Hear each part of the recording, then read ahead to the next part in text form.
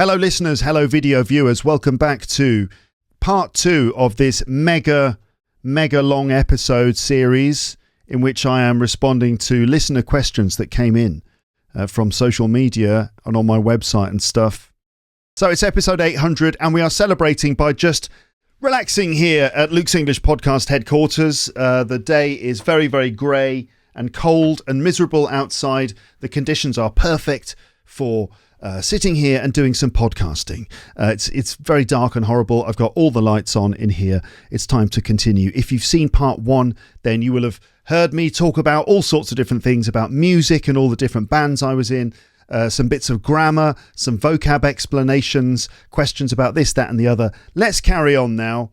Okay, and we're going to carry on. So I've got nearly 100 pages and I'm up to about page 25. So let's see if I can get up to page 50 in this part. Okay, so there'll be all sorts of things about all sorts of subjects.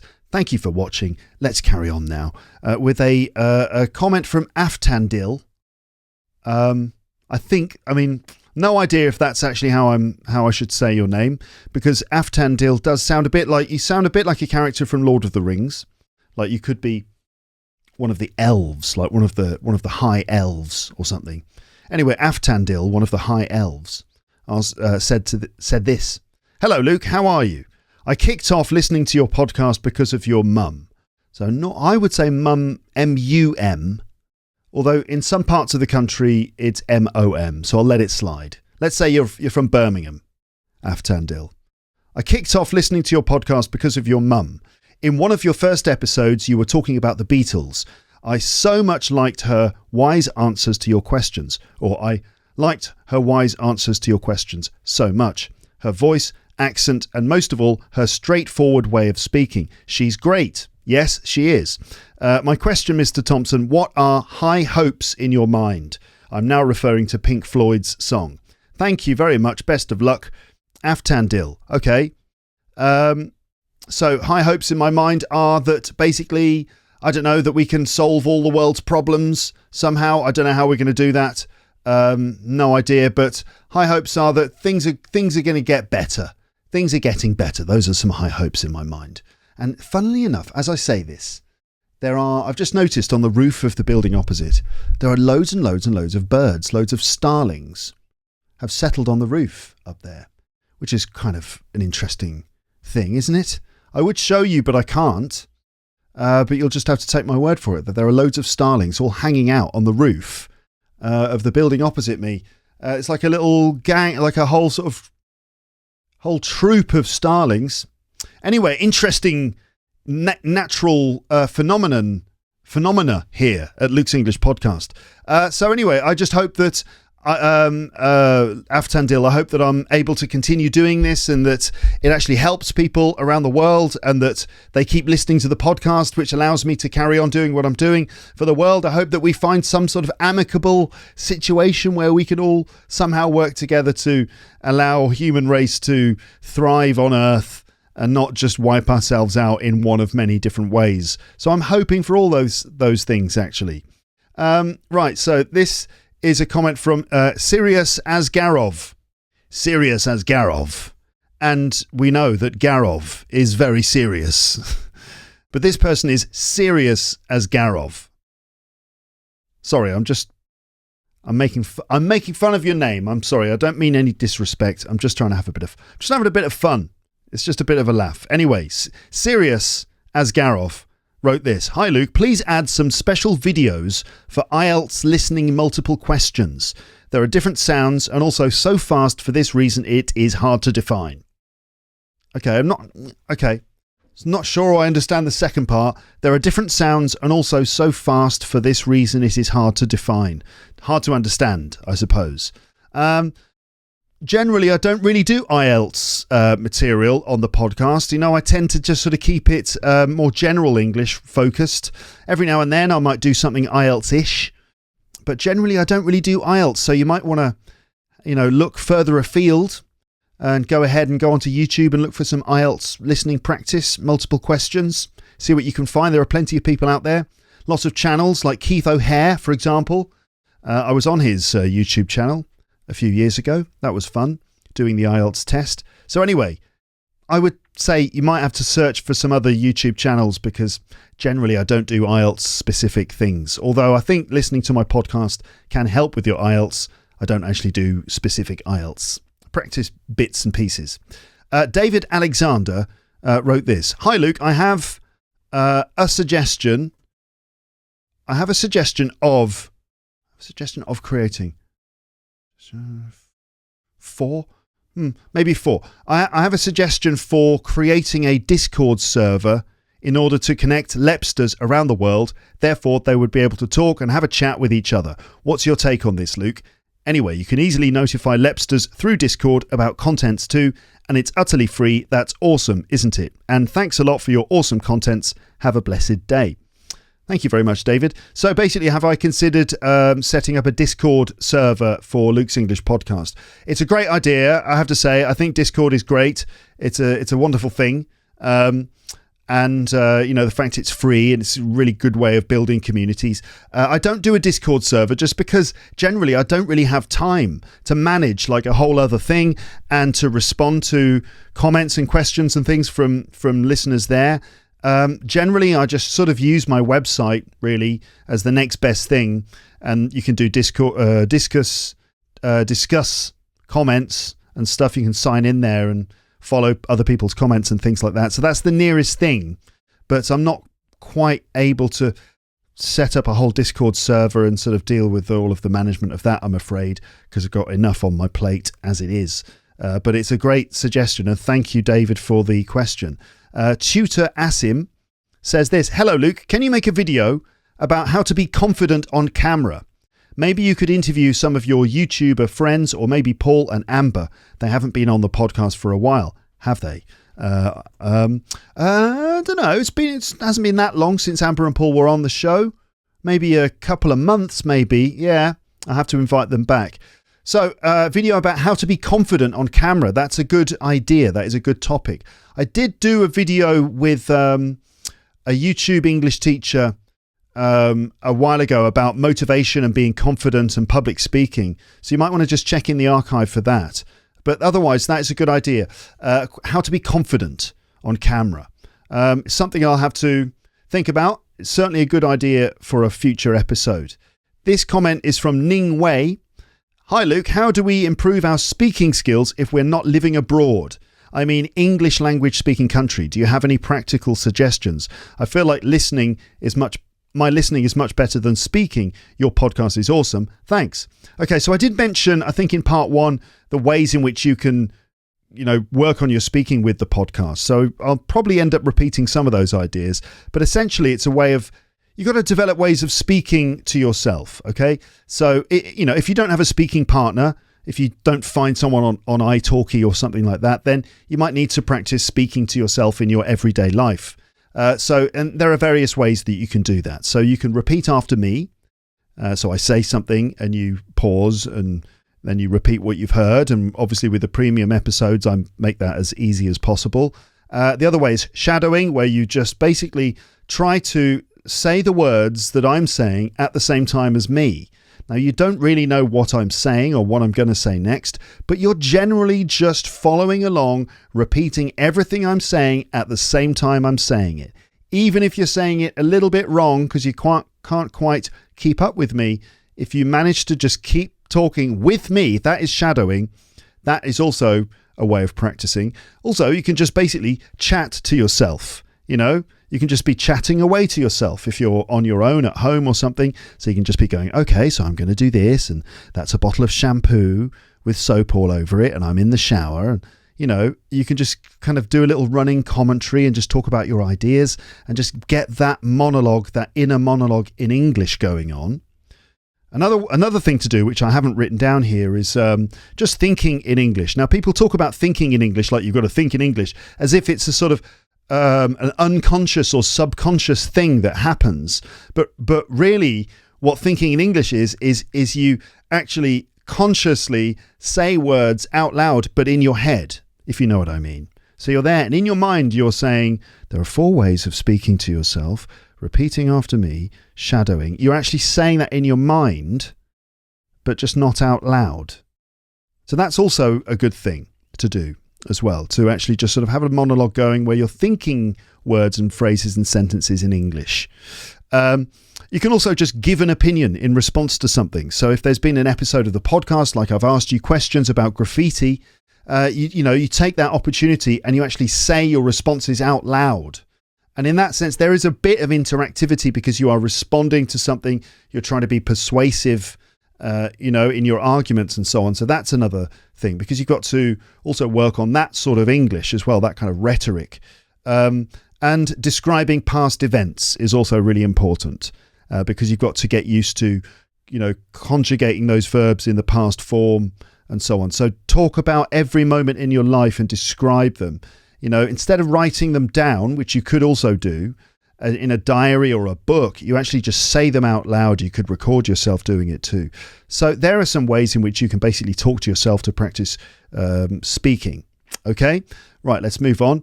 Mosbah Tayeb said this. How are you? I'm fine, thanks. How are you? Hope you're doing well. Liv Bree said, hi Luke, why your headset looks so ugly? I don't mean to be rude, but they seems to be fixed with a plastic bag. Hold on a second, I need to bring up a computer video monitor of myself here. How's the light? Is everything okay in here in podcast land? Video land? Okay, so the comment... I'm just looking at myself now. So the comment was, I can close that. Why your headset looks so ugly? I don't mean to be rude, but they seems to be fixed with a plastic bag. Okay, so you're referring to my headphones here, which I always wear while I'm recording the episodes. These headphones. So I'm wearing these Sony headphones. They are Sony what? MDR 7506. They are sort of industry standard studio headphones that lots of people use, producers and podcasters and radio people and stuff. They do have these little cute little bags on them, don't they? You've noticed that. I don't think they look that ugly myself, but maybe, I don't know. So they've got these little bags. The reason I've got the bags on is they're like little hair nets. They catch the fake leather pads of the ear headphones, the fake leather pads have kind of perished and have broken away. So every time I wore them, I'd get bits of black stuff stuck to my head. So I put these little covers on them so that I don't get bits stuck to me. But I've got some others. I also bought these. This is the sort of fairly long-running headphone saga that's been going on Luke's English podcast for most of the year, I feel like. So I always complained that my headphones were uncomfortable and they made my head ache while I was recording. And by the way, there's another question here in this list, which is, why do you always wear a headset while you're recording? I'm not going to reply to that question yet. I'm going to come back to that question. I'm going to just kind of keep you hanging for that one. But the question of, okay, so the long-running saga. So I bought some new headphones. I bought these Audio-Technica M50X, which are like seriously good headphones. They were quite expensive. So I bought these as well. But I actually found that these ones were heavier and therefore were more uncomfortable and made my head ache even more. You might remember videos like the one with Fred Iango, where I was constantly complaining and shifting my headphones all the time. So then I switched back to these ones, which have got the cute little covers on them. But let's go back to the audio. If you think these ones are ugly, then I'll switch to the Audio-Technica again. Let's see.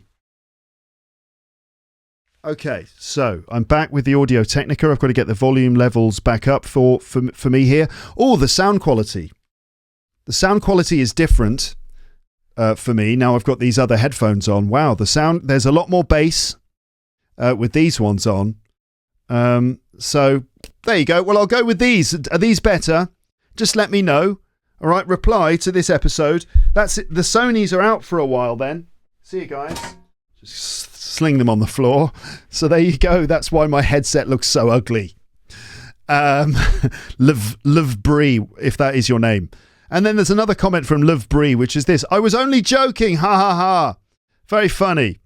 a more real question. I'm curious about if the podcast is your main job, or do you teach in a real school? You're a great teacher, and I hope you all the best with the podcast. I wish you all the best. I wish you all the best with the podcast. Okay, thank you very much. Okay, so is this my main job? Yeah, this is my main job. Podcasting is now my main job because this is what I spend most of my time doing. But twice a week in the morning, I go to the British Council and I teach classes there to students, adult students of English. They are French and also from other countries. So I teach my classes at the British Council as well twice a week. So still doing that, still teaching, because I think it's really important to do, to teach, to continue teaching and to continue spending time in the classroom so that I don't lose that sort of touch, so I don't lose that edge. Need to adjust my microphone. There's a little Alan Partridge moment there. Just adjust my microphone. So, so I do still teach, but most of the time it's the podcast. I'm going to try and be snappy with the questions here. Try and go through them quite quickly. Natasha Katina said, "Hi Luke, thank you for your brilliant podcast. Is your daughter friends with Amber and Paul's children?" Yes, she is. So Amber's two children, Paul's daughter, my daughter, they are friends. And when we all get together, for example, on a Sunday at Amber's place, then they all play with each other and have a wonderful time. It's fantastic. They are friends with each other. So yeah, maybe they'll start their own podcast. That would be a good idea. Dennis Pirog said, "Hi Luke, which episode do you like the most and why?" This is impossible for me to answer really, which episode I like the most. Because I love them all. They're all my babies. They're all my children. But the other day I happened to listen to episode number 629, I think it is. Teacher Luke 629, he says, typing into Google. It's it's the episode called Do You Ever with James. Do You Ever is the episode title. Strange habits and funny observations. So this was a funny conversation with James about strange habits that we don't often talk about. And it's a very long episode. I wonder how many people listen to all of it. The introduction goes on and on and on, but I did that on purpose in order to make sure everyone understood. And then the conversation, though, is, for me, just really funny, and I really enjoyed it. And both of us, James and me, are on quite good form, having a good time in his apartment in London, and lots of funny moments. That's what stood out for me. Lots of comedy in that episode. So episode 629 is a good one to go back to if you missed it the first time. Next question, Mariana V. 2012, Mariana V 2012. "Hi Luke, what do you like the most about being a podcaster?" Well, I think the thing I like the most is having the freedom to do what I want, how I want to do it. That is the thing, and also the fact that I can sort of lead. My work is led by a certain passion, and being able to do work that I love doing. So that is a privilege. And that's the privilege of being a podcaster. So that's what I like most about it. Maria K said, "Could you perhaps read short stories to repeat more often?" I think this is the best way to practice pronunciation. That would be great. Well, yes, I will be doing stories fairly regularly on the podcast. I also do stories in the premium episodes as well. There's the Storytime series. So check those out too. There'll be another Storytime episode coming soon. I will continue doing that, certainly. Another comment from Cristiano Ronaldo, or Azmat, from Uzbekistan. "I have a suggestion for you to make your podcast greater. You should make more episodes about vocabulary, like topic vocabulary, everyday expressions, and some difficult grammatical structures. For example, I ate anything but an apple, which means I only ate an apple." I have to say, Azmat, that's not quite right. I ate anything but an apple meant that I didn't eat an apple. In fact, apple is the only thing that I wouldn't eat. So I think what you mean is I ate nothing but an apple means I only ate an apple. I ate nothing except for one apple. I ate nothing but an apple is actually the correct one. I ate nothing but an apple is the correct one there. So episodes about vocab and grammar and stuff. Well, yeah, I do that already in the podcast, in the premium episodes. So check out LEP Premium. That's where I do all that kind of thing. Noridin Abdul Karim said, hey, Teacher Luke, how are you? I'm fine, thanks. My question is, how many languages do you speak? Second question, which club do you support in the Premier League? Thanks in advance. So, how many languages do I speak? It's one, I don't know, 0.75, because I hardly even speak my own language. Not true. I don't know, about 1.5 maybe? I don't know. French, my French is, it's coming along. It's not too bad. But other than that, I used to speak a bit of Japanese. I could speak Japanese for a while, bit of conversational Japanese, but I've lost all of that now. So I don't know, maybe about 1.5, something like that. I'm not very proud of that. Second question, which club do you support in the Premier League? Well, I don't really support a club in the Premier League. I know that breaks the rules of football. I know you're not allowed to do that, but I don't actually have a Premier League club that I support. I like Liverpool. I do. I like Liverpool because I like the city. I like the team. I like the manager. Right. So I do like Liverpool, but I don't actually have a club. I could talk about the history of my football supporting days, but I won't go into that now. But there you go. Rome Grashev said, hello, Luke. My question is, what's the best gift you have ever received? Well, I think I'll refer you back to part 1 when I talked about receiving those Star Wars figures from my dad. My brother and I both received a Star Wars figure each from our parents one evening, and it was a surprise and a wonderful surprise. There was another one as well, another special gift when we woke up one morning, and maybe a Saturday morning, to discover boxes by the sides of our beds, and opening the boxes we discovered an Action Man. We each got an Action Man toy. Action Man was basically a toy for boys, and it's like a little soldier, and you can move his arms and legs, and there's a switch on the back of his head that makes his eyes go left and right, and you can his rubber hand is molded so that you can put a gun in his hand, and then he has various weapons and different outfits. It's like Barbie for boys, for macho boys, basically. So we both got one of them, and that was a pretty magical day. But I've received lots of other great gifts as well from my wife and my family and stuff like that. Like, for example, that ukulele bass guitar on the wall, the little one, that guy up there, that was from my cousin. A lot of other things. I probably received some of the things in this room as a gift. That book was from my cousin Oliver as well. And that picture is a gift from my cousin Oliver. There's various gifts and different things in here that I was very happy with. So I'm very lucky. I've had lots of nice gifts.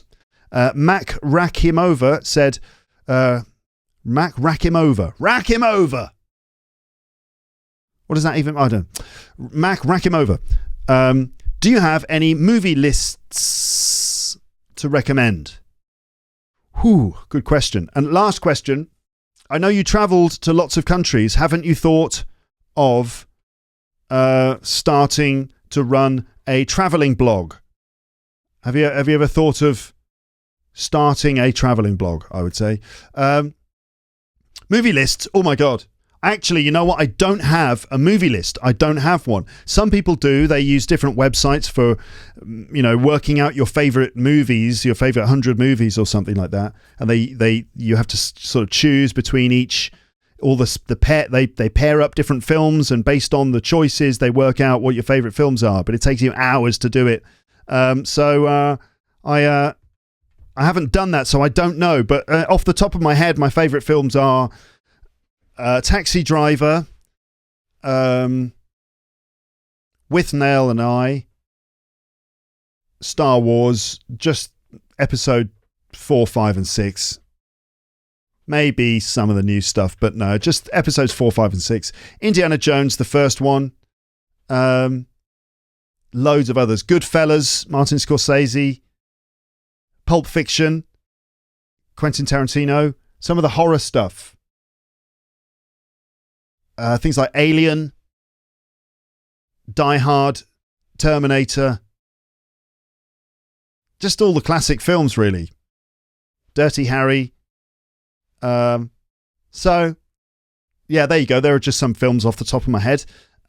Traveling blog. Well, no, I never really thought of starting a traveling blog. I just decided that if I ever went traveling somewhere, I'd do episodes of the podcast about it. And these days I don't travel so much anymore. Normally we sort of have our holidays in France and England and stuff. We're a bit more boring recently. So no, it's not really something I've thought of doing. If I want to do something about traveling, I'll do episodes about it. Angela M said, I hope you will end episode 800 with a song.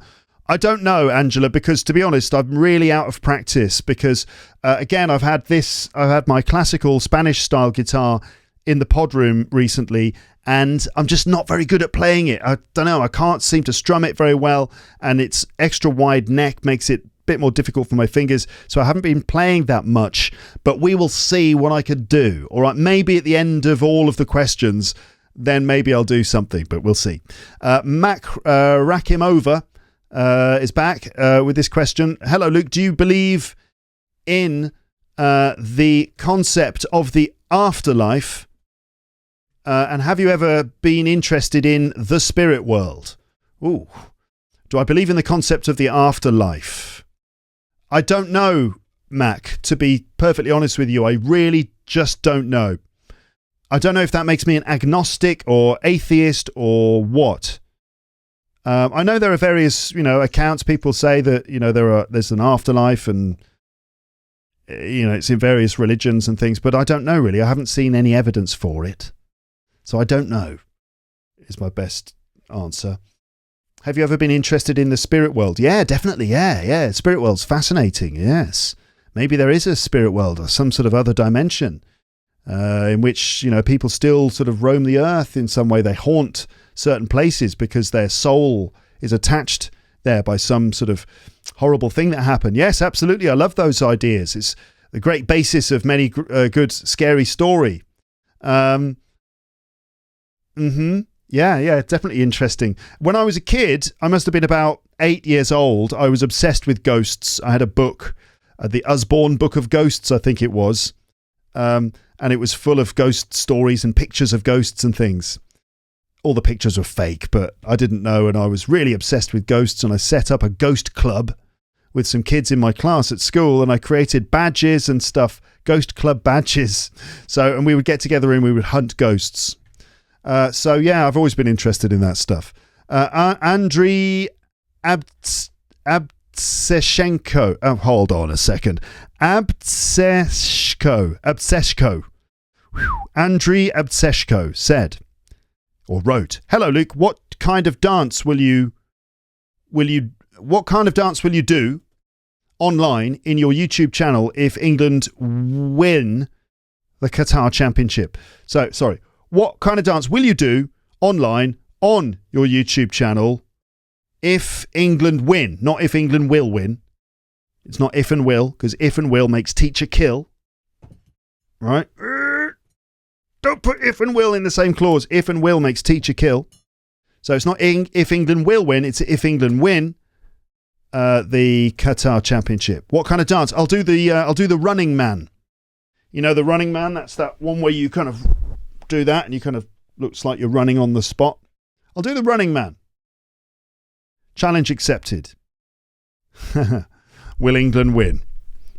I doubt it, but we will see. Bashir Ahmed said, "Teacher Luke, good morning. I greeting from a small country in Horn of Africa called Somalia." It's good to have a listener in Somalia. Wow, welcome to the podcast. Hello and welcome. I would say greetings. Greetings from a small country in the Horn of Africa called Somalia. My question is, can you connect me to an online English teacher or school where I can study English? Thank you so much. There are schools online. There's italki. I think you can still go to teacherluke.co.uk/talk to go to italki, and you can find teachers there. You have to pay for the lessons with the teachers, but also you might be able to find language exchange partners or just people in the community who would be willing to just talk to you. You might find English speaking groups and things in their sort of social media part. So it might be worth just signing up to italki, which is free, and then exploring what options you have there. Okay. Next question. Camouflage said, what is your favourite British tea brand? My favourite British tea brand. Okay, so living in Paris, it's a bit difficult to get good tea. And when I say tea, I mean proper English breakfast tea. Tea bags like this, which I'm showing one on the video now. What I'm showing here is a circular bag, which I keep in my tin, my Mr. Scruff tea tin, which was a gift also from my brother. Mr. Scruff, who is a sort of a DJ, also started selling tea. My brother got me some, and I keep the tin. I keep all my tea in the tin. It's the tea tin. So anyway, so it's difficult to get this kind of tea bag in Paris, but for ages we were very lucky because we had Marks and Spencer in Paris, and there were lots of Marks and Spencer shops in the city. So I used to go down to Marks and Spencer's, and I'd get my biscuits, and I would get my tea, and I'd get beer from there, and I was good.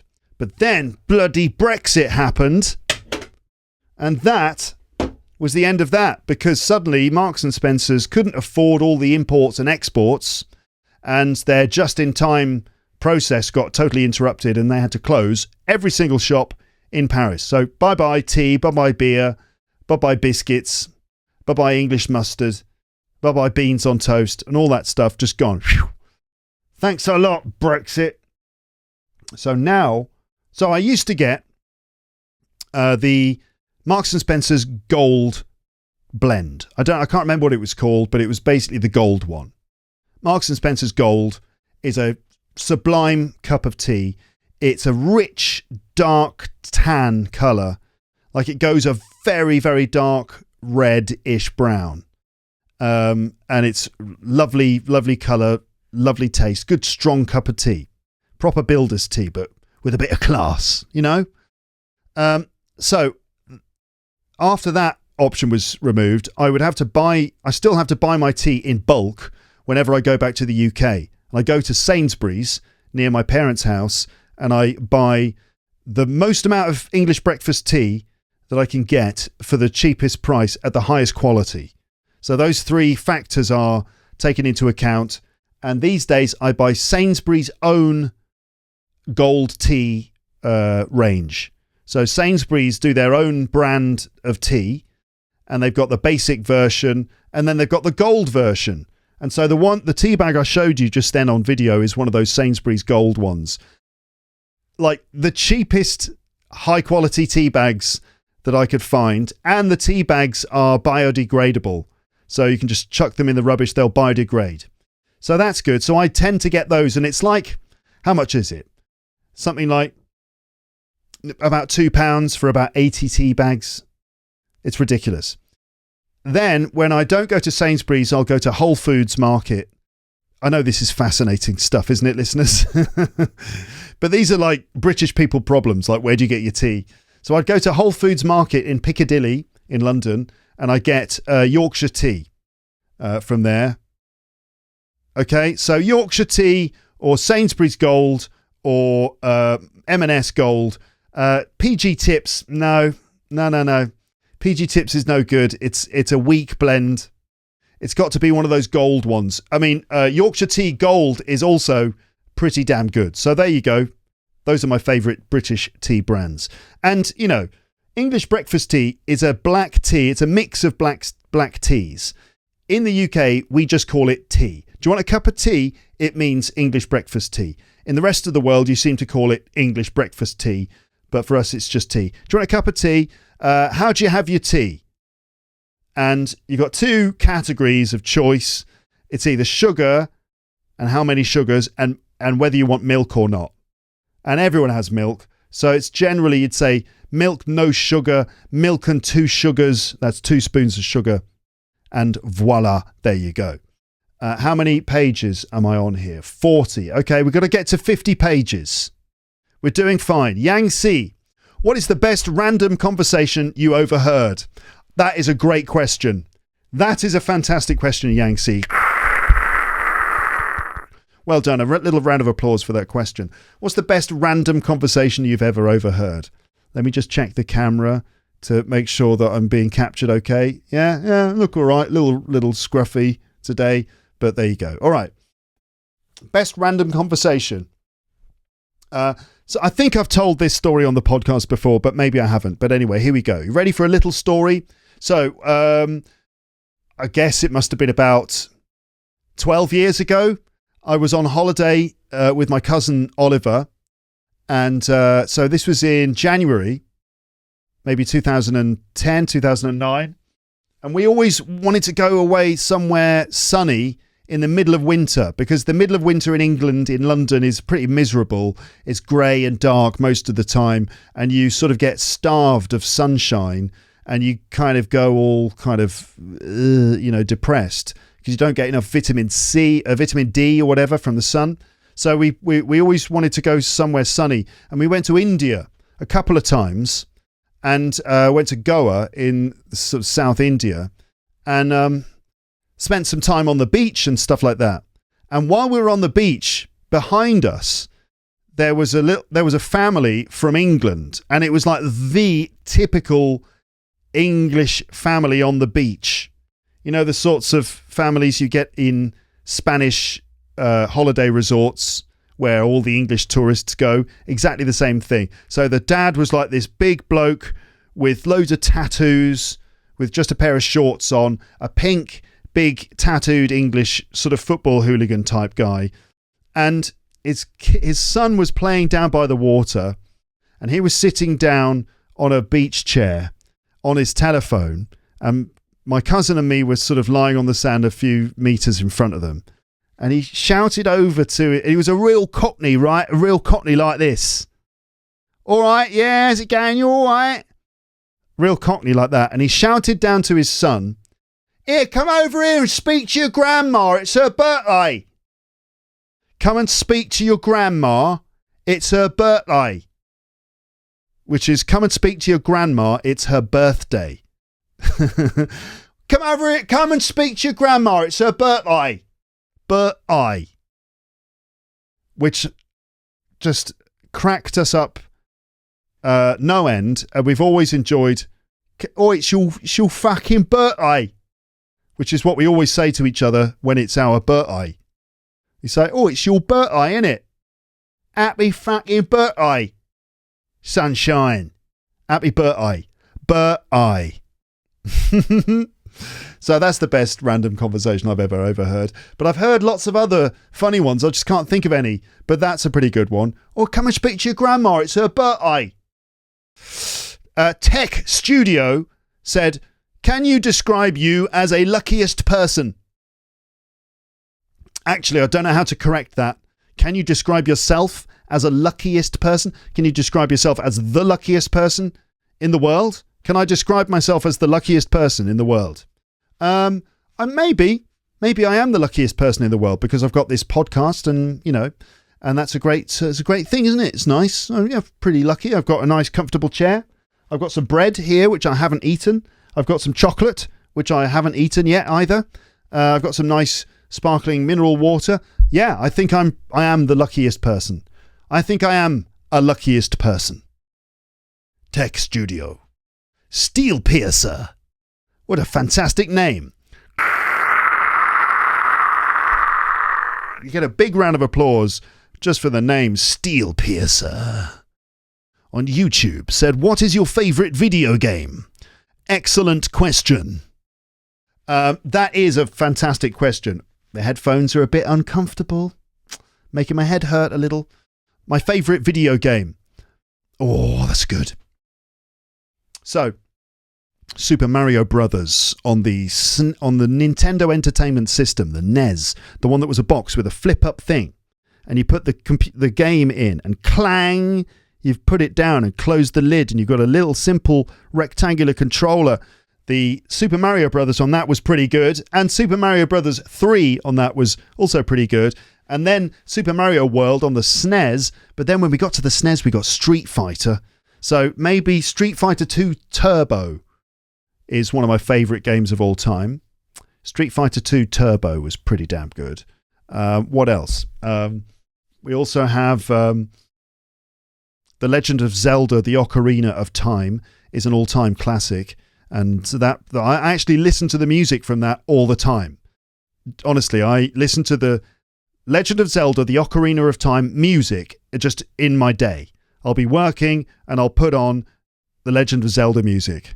Right? It's very, very beautiful. It really is, and it reminds me of those moments in the game. It's a strangely emotional game.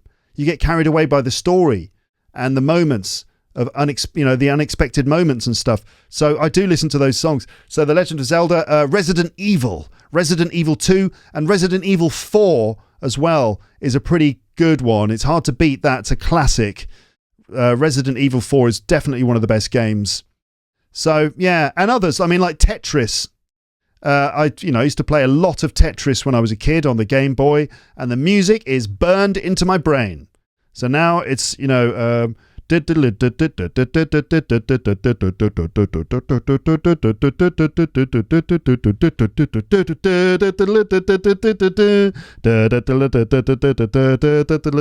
that stuff is completely etched into my brain. So yeah, those games, I would say.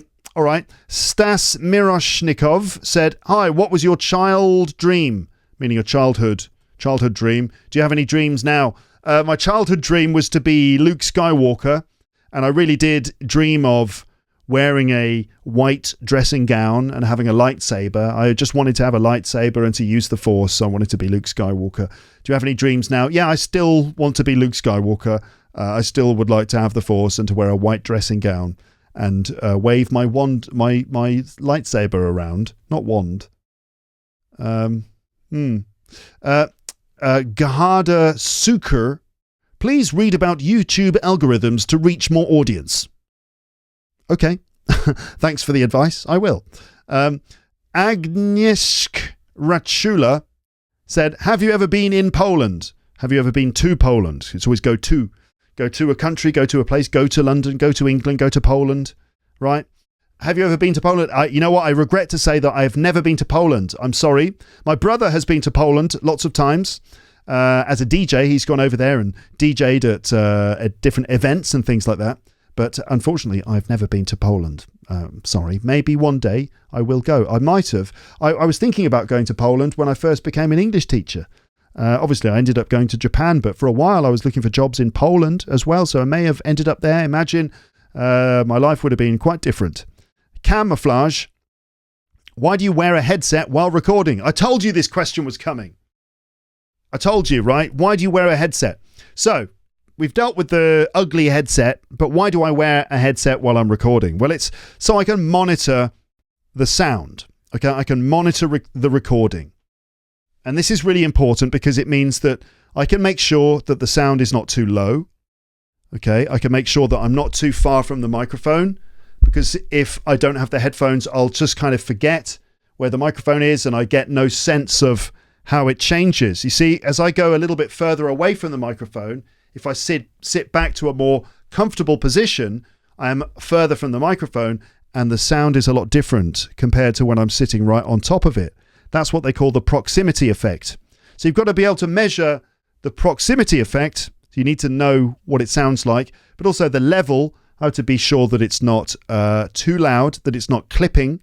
For example, if I do this kind of thing, then then it's clipping and that sounds awful. What else? And I need to make sure it's not.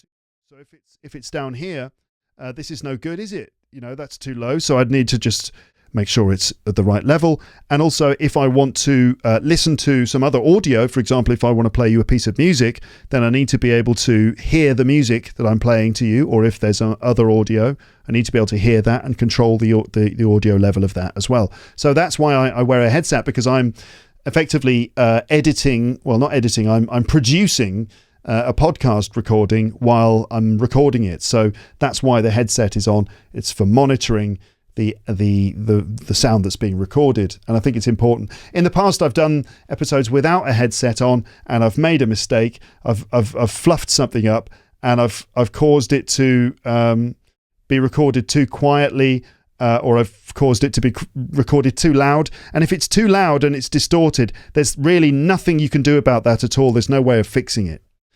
Farhan Ibn Salih said, hello, are you fine? Yes, I am fine. Thanks for asking.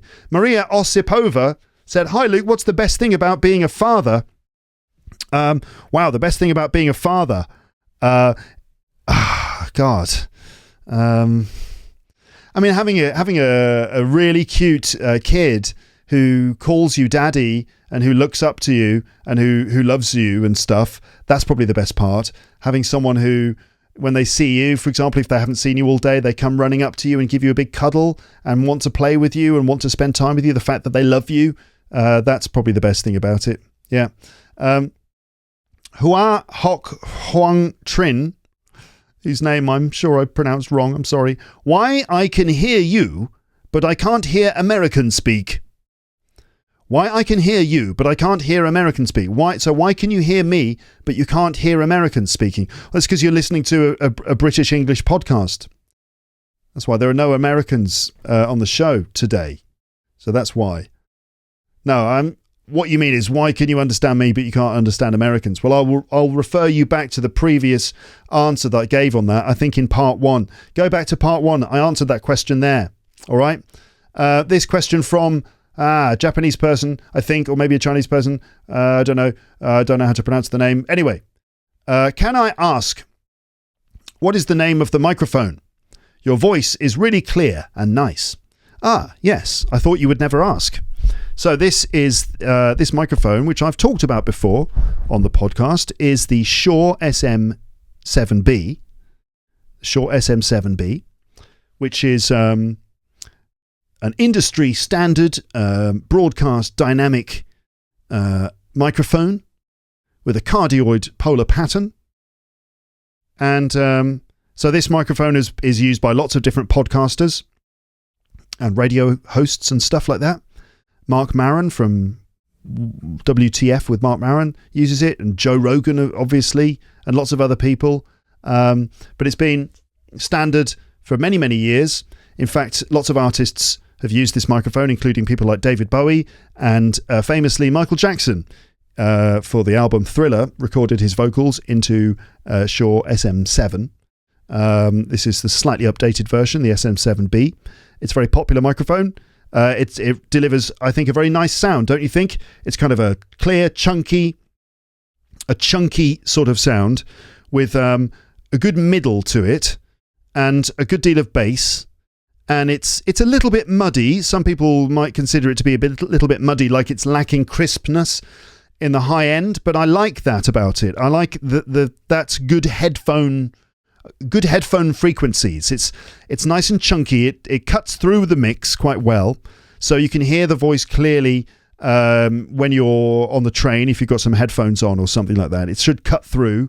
It's not too boomy in the low end, and very nice. It's got a certain character to it. I do use other microphones from time to time. I've got other microphones by Shure, handheld ones, and I've got the Dynacaster by SE Electronics. But I find that this particular microphone just has a certain warm, solid sound to it, which gives a little extra boost to the character of the podcast. So the microphone, I'm going to talk about tech stuff for just about 2 minutes.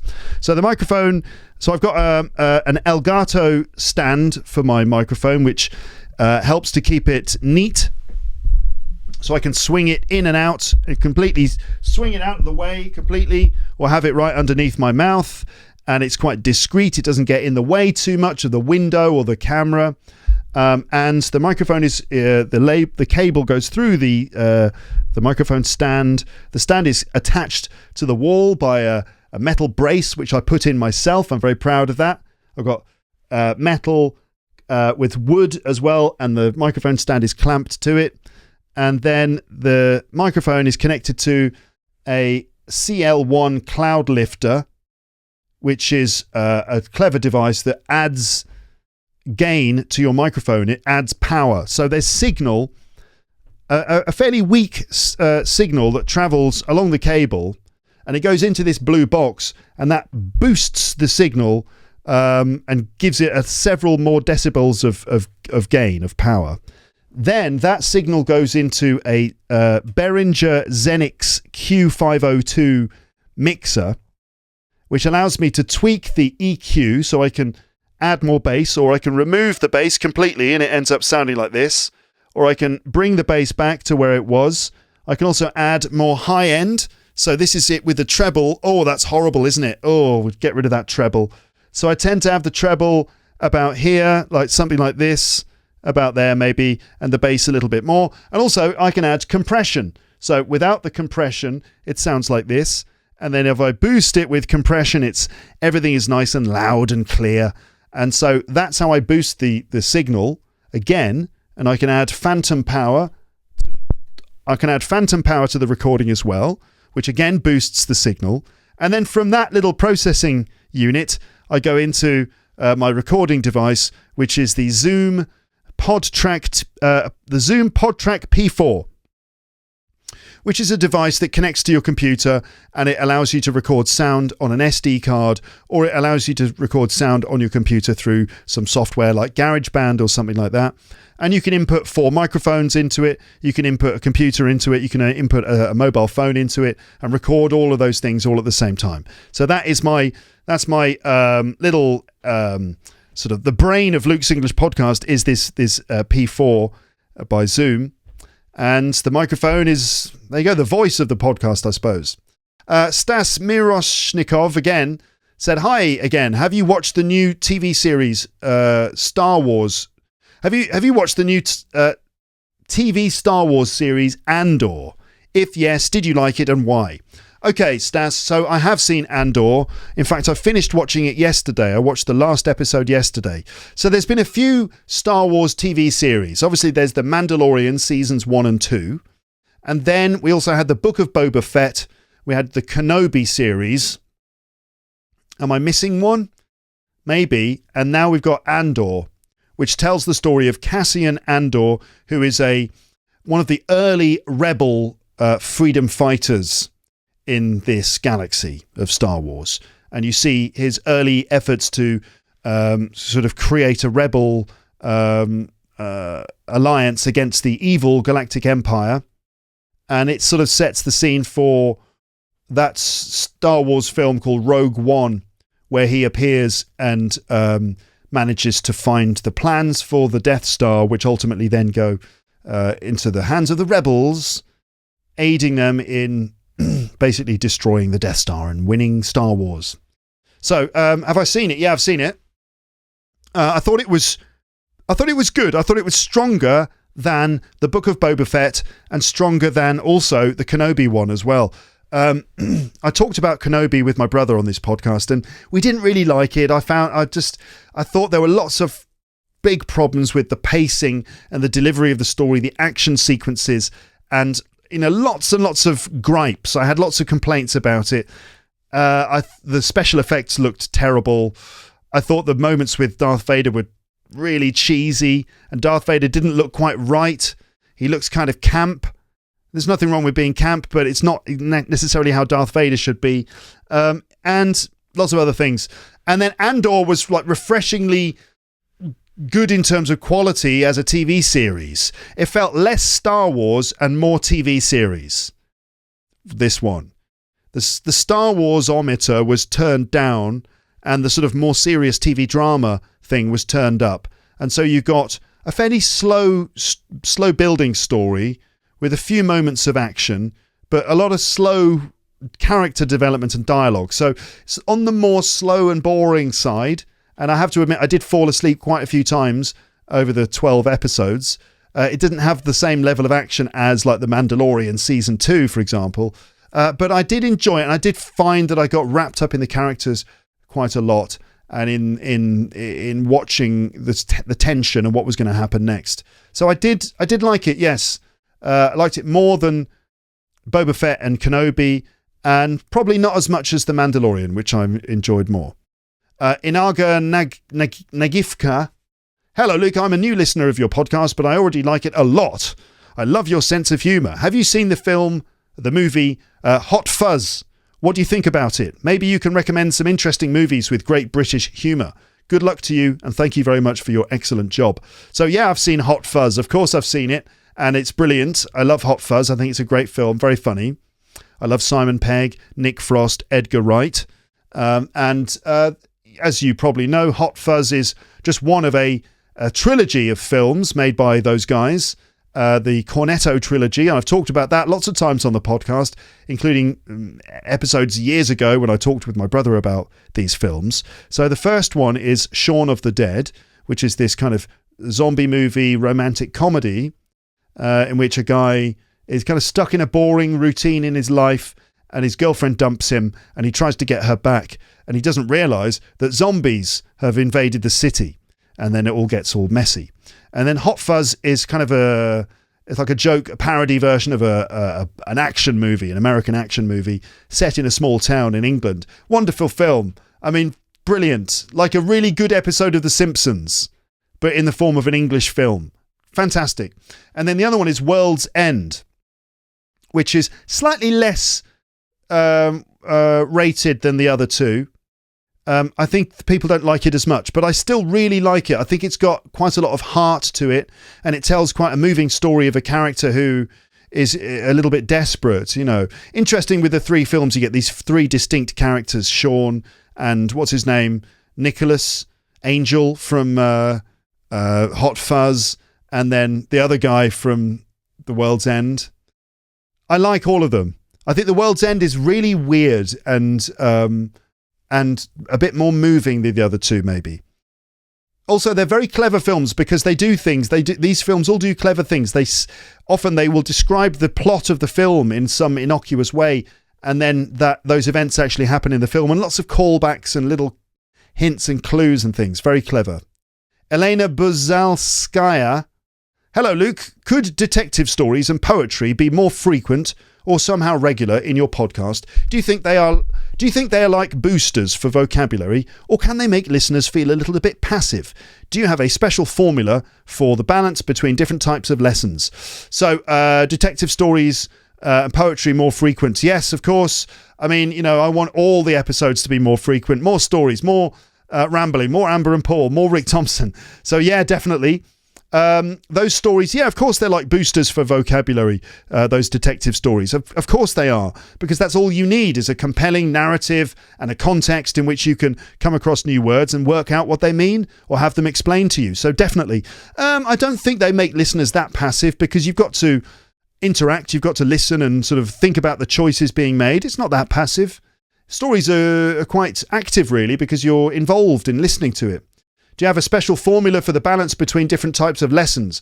I guess you mean different types of episode. It's mainly that I just do whatever I feel like doing. And so if I feel like doing a detective story, I'll do one. Or if I feel like a ramble, I'll do it. But also I like to just keep the balance going. I like to keep certain episodes coming on a regular basis, but not all the time. So here's another Amber and Paul and another one, and a little while later you'll get another one, a Rick Thompson report, and then another one a little bit later, a ramble. And, you know, I like to just basically keep it turning over. And then, here's an interesting about a specific subject, or here's a bit of comedy to explain. You know, I just like to keep it rolling and turning so that there's always variety, but there's a certain flow between the content. So there you go. Yes, more detective stories coming, and I generally just try and keep the variety up as possible. Alessandro Clavenna said, "Hi Luke, have you ever been in Italy? Have you ever been to Italy?" Common mistake, that one. Yes, I have. I've been to Italy. I've been to Rome, and I've been to Venice as well. And there's a terrible joke. There's a terrible dad joke about that. One of those country jokes, which is this. So I went on holiday to Italy. Oh yeah, Rome. No, I just stayed in the same place. I've probably told that joke before. But anyway, I went to Italy. Oh yeah, Rome. Now Rome is obviously the capital city. Isn't it? But Rome, R-O-A-M, Rome means move around. You know, don't stay still, move around and explore different places. So I went on holiday to Italy. Oh yeah, Rome. No, I just stayed in the same place. Hey, okay, moving on. Aurora Contreras said, hi, I'm a new subscriber. Great podcasts. I'd like you to dedicate an episode to the MBTI personality test, which is very popular nowadays. Kind regards, MBTI. What's that? The MBTI personality test. Okay, a very popular personality assessment. Yeah, that sounds good. Yeah, I'd be interested in doing that. The MBTI personality test. Making a mental note of that. I'm going to put that in my list of episode ideas here. Pow. There we go. Right. So Jerry Hand said, could you please make a new episode about British English? Like the tips of sounding more British and the things we have to mind if we want to master British English. Thank you so much. Yes, Jerry, I've got an episode about British English slang coming up soon on the podcast. What page am I on now? 50. Okay, well, we'll finish these two and then we'll be done for this part. Maria Osipova. Hi, Luke. What is your best life-changing non-fiction book? My best life-changing non-fiction book. That is a very good question. That's a very good question. I have to say, it's probably going to be some books about teaching English, like learning, teaching, or teaching English in the English classroom. Patricia Hedge, maybe something like that, or Scott Thornbury, or David Crystal, or something. It could be one of those books because it's taught me so much about the English language. Like maybe a practical English usage by Michael Swan. Michael Swan. Have I got that book? Where is it? Where's my copy of that? Practical English usage. Apparently my copy has disappeared somewhere. I don't know where it is. That's odd. Should be there, but it's not. Oh dear, I hope it's not lost. Maybe I've got it in storage somewhere. Anyway, Practical English Usage by Michael Swan, and something like this. How English Works by Michael Swan as well. I kind of met Michael Swan once, and TEFL teachers will know the name Michael Swan. He's one of those famous characters in the industry kind of thing, one of these authors of guides for teachers and stuff. I at the Elton's Podcast Awards, the British Council Podcast Awards, not Podcast Awards, the British Council Awards for innovation in English language teaching, right? So I was nominated in that category a few years ago. And Michael Swan was at the event, along with lots of other people, including my Delta instructor, who's friends with Michael Swan. And so afterwards, we were walking back after the event, walking back through the venue, and I was there, my instructor was there, and Michael Swan was here. And Michael Swan, it was really embarrassing, but he tripped on a light. So they had these lights on the floor that were lighting up the walls, and he tripped on this light and fell forwards and landed on the floor, like fell right over. And all these other like English teaching industry people, all these publishers and authors and stuff are all like, oh God, Michael Swan. So I saw Michael Swan fall flat on his face at an awards ceremony once, and it was very awkward. You could say he took a swan dive. Yeah. Okay. Maybe the work of Michael Swan. Any other non-fiction books? There's also the work of Derren Brown, which has been fascinating to me, and that's all about mentalism and magic and psychology and stuff, and that's always been fascinating to me. I'm sure there are others. I can't think right now. There's the book The Fight by Norman Mailer. I did an episode all about the Rumble in the Jungle, Muhammad Ali versus what's his name, George Foreman, and so that book is an account of that fight, and that's one of my great reads. I love that book. But that's all I can think of at the moment. I'm sure there are others that I'm missing out on. Maybe books about the Beatles, of course. They're pretty life-changing for me. So there you go. This is going to be the last comment I reply to in this episode, but there's loads of questions. Okay, here we go. Agnieszka Stodolska said, hi Luke, have you ever been to Poland. There's that error again. Third time. Have I ever been to Poland? No, I'm afraid not. Hi, Luke. Have you got any pets? Not have you some pets, but have you got any pets? Dogs or cats? No, we don't have any pets because we can't, because our apartment is too small and we don't have a garden. But if we did have the right facilities, we might have a cat, because I'm more of a cat person than a dog person. Don't really like dogs. They're just too needy, and they shed hair and they do a lot of poo and they smell. So I love them. They're cute though. I mean, other people's dogs I'm fine with, but I wouldn't really want to have to deal with them myself unless I lived on a farm in the middle of the countryside. Cats. I prefer cats. I find them cute and funny. But we don't have any because it would just be too complicated. We don't have enough space for a litter tray so they can do their crap in it and stuff. So no, not possible. Hi, Luke. What's your favourite dish? Do you prefer English or French cuisine? My favourite dish, I have to be honest, it's got to be something my mum cooks. And she cooks stuff like spaghetti bolognese and lasagna, which are so cliched. I know, they're sort of like Italian food that's not really Italian kind of stuff. But she cooks them so well. You've no idea. Honestly, it's so good. So either that or maybe a Sunday roast cooked by my mum, or Christmas dinner. I think it's my mum's Christmas dinner, to be honest. That's my favourite dish. English or French cuisine, they're both good. They're both great. You know, I'm not going to, no prejudice. French cuisine obviously is delicious, but English food is flipping lovely too. I'm going to go for English. Sorry, can't help it. Okay. Next. Hi, Luke. I like the podcast with your brother. Do you plan to organise the meeting with him on YouTube? He has a very interesting voice. Not very interesting voice, but a very interesting voice. I'd like to see him. My brother doesn't really do videos. I know, he just prefers not to. So that's that. No further questions. Next. Hi, Luke. Can you imagine that I need to have contact with your podcast every day? It's like an addiction. Have you got some patent to be so good? I don't have a patent for this, but that is a good idea, Agnieszka. And finally, hi, Luke. What is the picture on the left in your pod room? I see a red geometric figure, but what does it mean? Some people might have wondered that. So she's referring to this piece of artwork on the wall. Unfortunately, I cannot remember the name of the artist, but as I mentioned earlier, that is a gift from my cousin.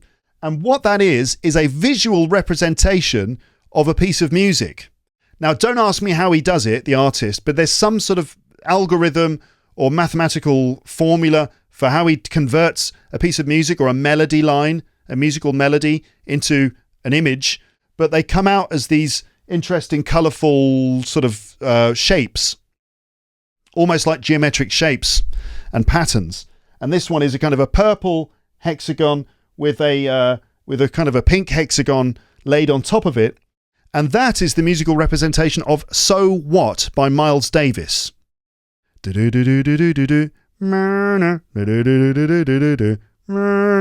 that one? Boom, boom, boom, doo, doo. That's So What by Miles Davis. And that is the visual representation of it. And it is one of my favourite pieces of music of all time. I absolutely love that. And I think the picture looks great. It's a lovely addition to the wall behind me. So there you go. Thanks, Agnieszka, for those questions. And thank you to all of you for listening all the way up to this point and for watching the video all the way up to this point. This is fun. I hope you're enjoying this series. How's the video? Let me just check. Am I all dark? It's okay, isn't it? It looks all right. Okay, thanks for watching. Thanks for listening. I'll speak to you in the next part. I hope you're enjoying this as much as me. But for now, it's time to say goodbye. Bye, bye, bye, bye, bye, bye.